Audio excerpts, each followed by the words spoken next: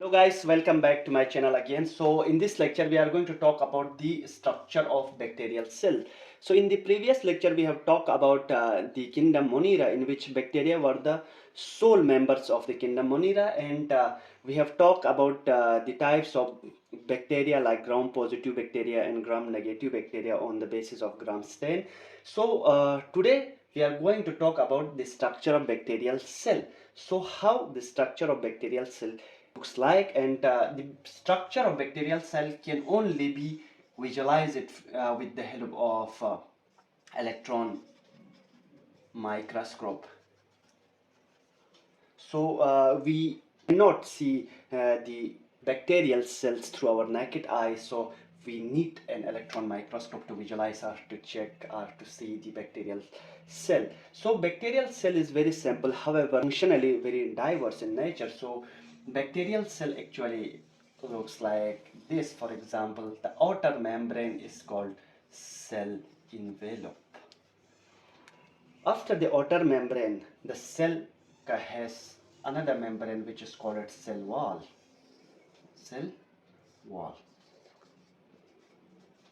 सो सबसे पहले जो ऊपर वाला मेम्ब्रेन होता है उसको हम क्या कहते हैं कि सेल इन्वॉल्व कहते हैं. Cell envelope generally glycocalyx के बना हुआ होता है जो बहुत रिजिड होता है. अगर उसको रिजिड फॉर्म में होता है तो हम उसको क्या कहते हैं, कैप्सूल्स कहते हैं. और अगर ये सॉफ्ट फॉर्म में होगा, रिजिड नहीं होगा, तो हम उसको स्लाइम लेयर कहते हैं. तो ये जनरली ग्लाइकोक्लेक्स का बना हुआ होता है, इसलिए ये रिजिड होते हैं. ये क्या करते हैं कि it helps the bacteria to avoid the bacteriophage. जैसे बैक्टीरिया को कोई पैथोजेंस आते हैं, बैक्टीरिया के अगेंस्ट कोई बैक्टीरियोफाज आते हैं, वो उससे प्रोटेक्ट करते हैं बैक्टीरियोफाज से. ये सेल इन्वेलप जो ग्लाइकोक्लेक्स के बहुत रिजिड बना हुआ होता है.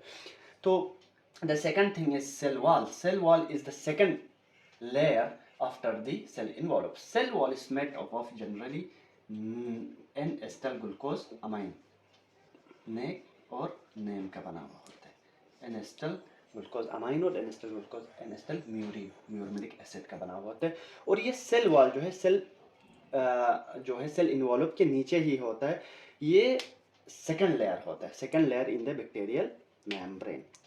सो सेल वॉल जो है नेक और नेम के बहुत सारे पॉलीमर्स के बना हुआ होते जो मदद करते क्या इसको लाइसोसोम या किसी जो भी एंजाइम्स आते हैं उनसे प्रोटेक्ट करते हैं. Cell wall.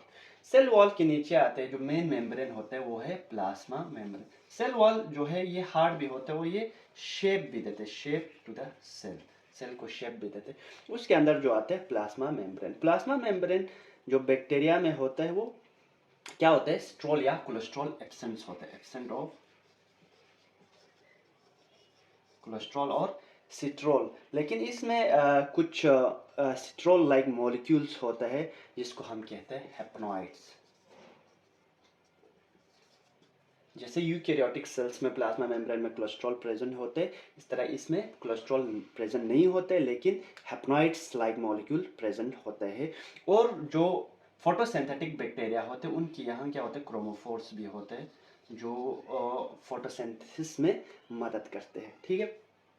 अब आते हैं दोस्तों साइटोप्लाज्म. साइटोप्लाज्म जो है बैक्टीरियल सेल का ग्रेन्युलर होता है. Granular that means they have granules like structures.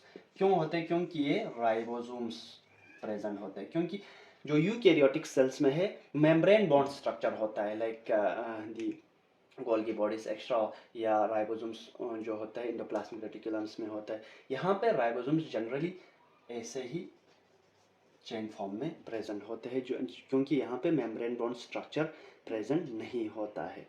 तो हम इसे कहते हैं पॉलीराइबोसोम्स क्योंकि ये राइबोसोम का चेन होता है. ये प्लाज्मा मेम्ब्रेन के साथ ही अटैच होता है राइबोसोम्स. राइबोसोम्स यानी यहाँ पे 70S होता है. तो दोस्तों राइबोसोम अलग ही चैप्टर है. राइबोसोम्स जैसे कि दो होते हैं 70S और 80S. प्रोकैरियोट्स में जनरली 70S होता है और यूकैरियोट्स में 80S होता है. 70S को 30S और 50S में डिवाइड होता है और 80 भी और ये 5S भी होता है.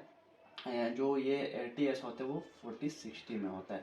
तो सेंट्रल यूनिट है 40S मीन्स सेंट्रल यूनिट। सो राइबोसोम्स जनरली प्रेजेंस होते हैं और ये न्यूक्लाइड लाइक स्ट्रक्चर होता है जिसमें न्यूक्लियस नहीं होते लेकिन इसमें जेनेटिक मटेरियल्स होते हैं। Genetic materials means DNA. DNA जो है बैक्टीरिया में सर्कुलर होता है, एक ही जेनेटिक मटेरियल होगा, वो न्यूक्लाइड में होगा ऐसे सर्कुलर में, सर्कुलर डीएनए होगा। Circular DNA with the help of RNA इसके जो है बहुत सारे फोल्ड्स होते हैं और ये जो डीएनए होता है वो सर्कुलर इन नेचर होता है। तो दोस्तों ये हुआ स्ट्रक्चर ऑफ बैक्टीरियल सेल के बारे में। तो इसके साथ साथ हम कंटिन्यू करते हैं किसको, प्लाज्मिड्स को, ठीक है।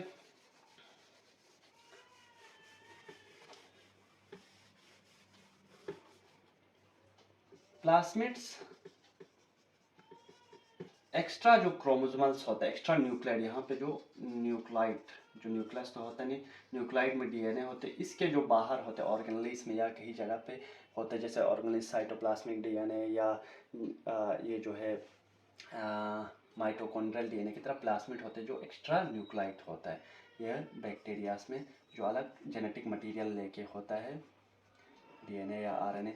तो प्लाज्मिड जनरली हम 3 कैटेगराइज में करते हैं, एफ प्लाज्मिड,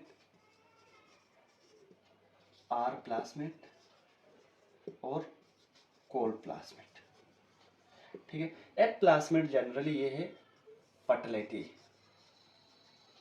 फैक्टर भी कहते हैं इसको, इसलिए फर्टिलिटी फैक्टर कहते हैं क्योंकि जब रिप्रोडक्शन करते हैं बैक्टीरिया तो एफ प्लाज्मिड के थ्रू ये कॉन्जुगेशंस बनाते हैं, कॉन्जुगेशन और जेनेटिक मटेरियल को या मेल जो है गैमेट्स को ट्रांसफ़र करते हैं इनटू अनदर बैक्टीरिया जो फीमेल में होते हैं, तो वहाँ पे रिप्रोडक्शन के लिए मदद करते हो। आर प्लाज्मिड जो होता है बैक्टीरिया की जो एक्स्ट्रा, अगर ये प्लाज्मिड जो है प्रेजेंट नहीं होगा, इनके जेनेटिक मटेरियल प्रेजेंट नहीं भी होगा या प्लाज्मिड प्रेजेंट नहीं होगा, इससे बैक्टीरिया को कोई फर्क नहीं पड़ता, लेकिन एक एक्स्ट्रा इसको फायदा देते हैं, एक्स्ट्रा फायदा देते हैं। जैसे आर प्लाज्मिड में रेजिस्टेंस, बैक्टीरिया रेजिस्टेंस के लिए जीन्स कैरी करते हैं आर प्लाज्मिड में, जीन्स फॉर रेजिस्टेंस।